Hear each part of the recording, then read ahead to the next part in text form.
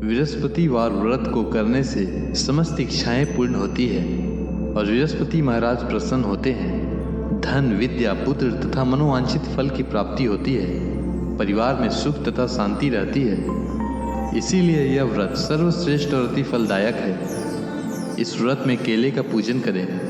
कथा और पूजन के समय मन, कर्म और वचन से शुद्ध होकर मनोकामना पूर्ति के लिए बृहस्पति देव से प्रार्थना करनी चाहिए। दिन में एक समय ही भोजन करें। भोजन चने की दाल आदि का करें। नमक न खाएं। पीले वस्त्र पहनें। पीले फलों का प्रयोग करें। पीले चंदन से पूजन करें। पूजन के बाद भगवान बृहस्पति की कथा सुननी चाहिए।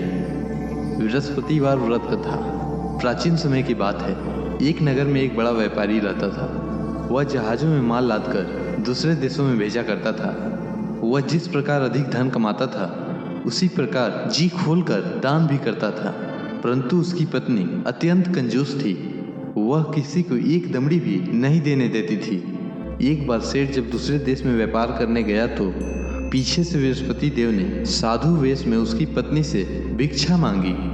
व्यापारी की पत्नी बृहस्पति देव से बोली, हे साधु महाराज, मैं इस दान और पुण्य से तंग आ गई हूँ। आप कोई ऐसा उपाय बताएं जिससे मेरा सारा धन नष्ट हो जाए और मैं आराम से रह सकूं।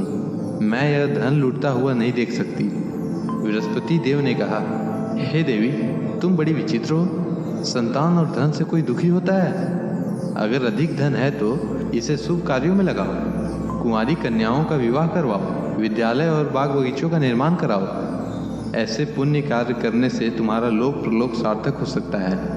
परंतु साधु की इन बातों से व्यापारी की पत्नी को खुशी नहीं हुई। उसने कहा, मुझे ऐसे धन की आवश्यकता नहीं है जिसे मैं दान दूं।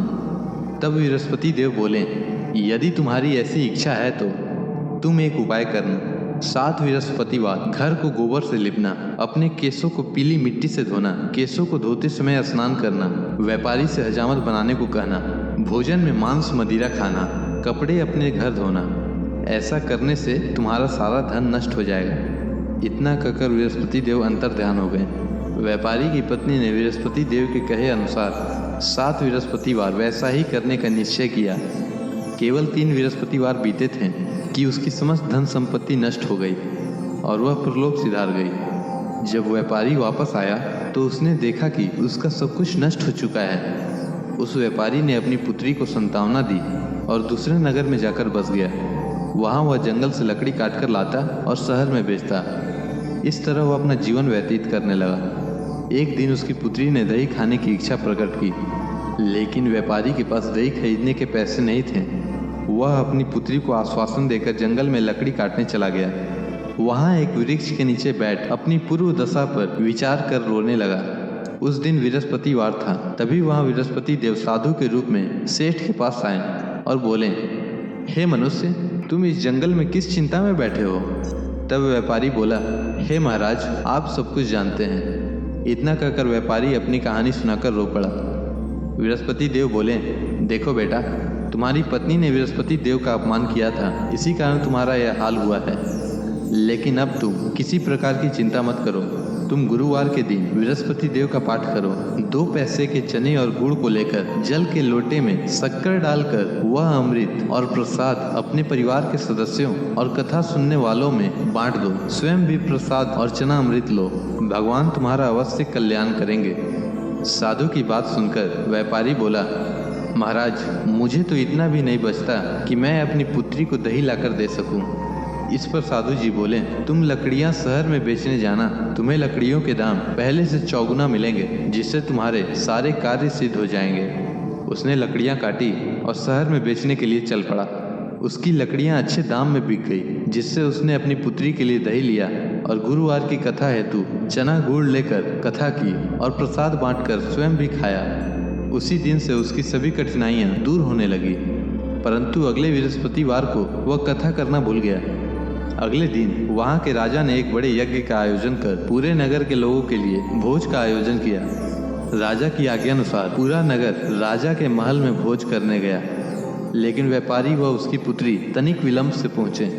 अतः उन दोनों को राजा ने अपने महल में ले जाकर भोजन करवाया। जब वे दोनों लौट कर आए तब रानी ने देखा कि उसका खूंटी पर टंगा हार गायब है। रानी को व्यापारी और उसकी पुत्री पर संदेह हुआ कि उसका हार उन दोनों ने ही चुराया है। राजा की आज्ञा से उन दोनों को कारागार में डाल दिया गया। कैद में पड़कर दोनों अत्यंत दुखी हुए। वहां उन्होंने बृहस्पति देवता का स्मरण किया।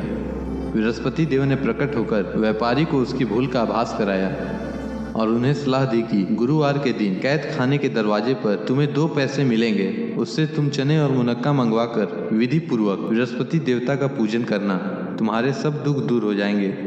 बृहस्पतिवार को कैद खाने के द्वार पर उन्हें 2 पैसे मिले। बाहर सड़क पर एक स्त्री जा रही थी। व्यापारी ने उसे बुलाकर गुड़ और चने लाने को कहा।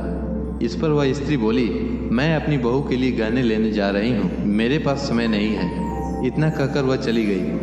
थोड़ी देर बाद वहाँ से एक और स्त्री निकली।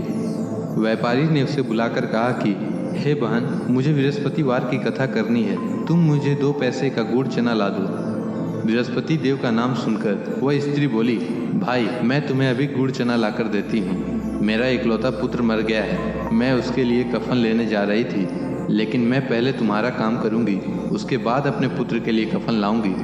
वह स्त्री बाजार से व्यापारी के लिए गुड़ चना ले आई और स्वयं भी बृहस्पति देव की कथा सुनी। कथा के समाप्त होने पर वह स्त्री कफन लेकर अपने घर गई। घर पर लोग उसके पुत्र की लाश को राम नाम सत्य है कहते हुए शमशान ले जाने की तैयारी कर रहे थे। स्त्री बोली, मुझे अपने लड़के का मुख देख लेने दो। अपने पुत्र का मुख देखकर उस स्त्री ने उसके मुख में प्रसाद और चना अमृत डाला। प्रसाद और चनामृत के प्रभाव से वह पुनः जीवित हो गया। पहली स्त्री जिसने बृहस्पति देव का निरादर किया था, वह जब अपने पुत्र के विवाह हेतु पुत्र वधू के लिए गहने लेकर लौटी और जैसे ही उसका पुत्र घोड़ी पर बैठकर निकला, वैसे ही घोड़ी ने ऐसी उछाल मारी कि वह घोड़ी से गिरकर मर गया। यह देख स्त्री रो रो कर बृहस्पति देव से क्षमा याचना करने लगी।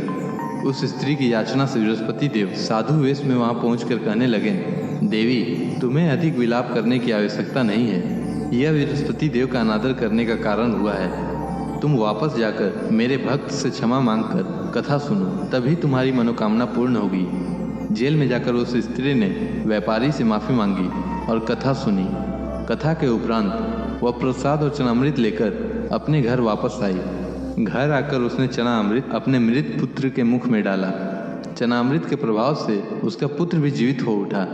उसी रात बृहस्पति देव राजा के सपने में आए और बोले, हे राजन, तूने जिस व्यापारी और उसके पुत्री को जेल में कैद कर रखा है वह बिल्कुल निर्दोष हैं। तुम्हारी रानी का हार वहीं खूंटी पर टंगा है। दिन निकला तो राजा रानी ने हार खूंटी पर लटका हुआ देखा। राजा ने उस व्यापारी और उसकी पुत्री को रिहा कर दिया और उन्हें आधा राज्य देकर उसकी पुत्री का विवाह ऊंच कुल में करवाकर दहेज में हीरे जवाहरात दिए। बृहस्पति देव सभी कामनाएं पूर्ण करते हैं। जो सद्भावना पूर्वक बृहस्पतिवार का व्रत करता है एवं कथा पढ़ता है अथवा सुनता है और दूसरों को सुनाता है, बृहस्पति देव उसकी सभी मनोकामना पूर्ण करते हैं, उनकी सदैव रक्षा करते हैं। अनजाने में भी बृहस्पति देव की उपेक्षा न करें। ऐसा करने से सुख शांति नष्ट हो जाती है। इसीलिए सबको कथा सुनने के बाद प्रसाद लेकर जाना चाहिए। हृदय से उनका मनन करते हुए जयकारा बोलना चाहिए। बृहस्पति भगवान की जय।